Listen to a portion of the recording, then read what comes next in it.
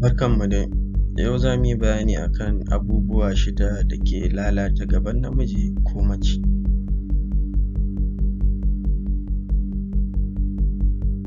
Farko, wasa da gaba yana matuƙar lalata gaban namiji ko mace. Shi illan wasa da gaba, a lokacin da kake wasa ko kike wasa da gabanki, duk wani cututtukan da ke hannunka ko hannunki yana komawa cikin gabanka, kuma ba a san wane irin cuta ba ne zai iya shiga gaba wanda zai iya kawo lalata kuma rashin ƙarfin gaba.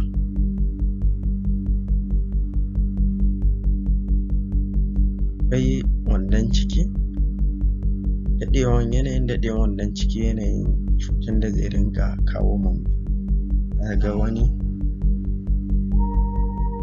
Za ka ga wani ya iya kai kwana 7, wani ya iya kai watanni bai canja wandon ciki ba. So wannan yana kan kawo illa saboda cututtuka za su samu dama su shiga gaban mutum. Ko akwai yawan zina, ba ka san da wane irin mace za ka kwanta ko da wane irin namiji za ka kwanta da shi ba. Wani ko wata tana da cuta wanda garin saduwan nan zai iya kawo cututtukan da zai iya karya ko ya kashe ma gabanka gabaki ɗaya.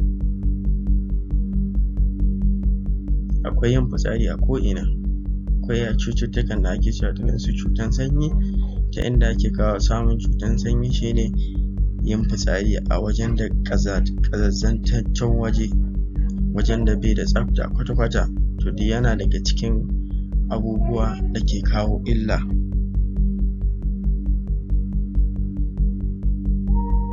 Akwai shan siga, yawan cin abinci mai siga ko yawan shan kayan zaƙi shi ma yana daga cikin illoli.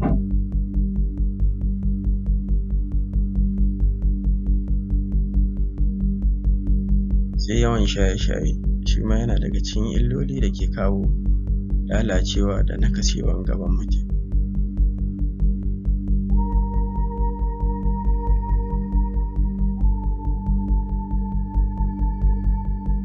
Domin ci gaba da sauraron bayananmu, za ka iya danna subscribe da notification.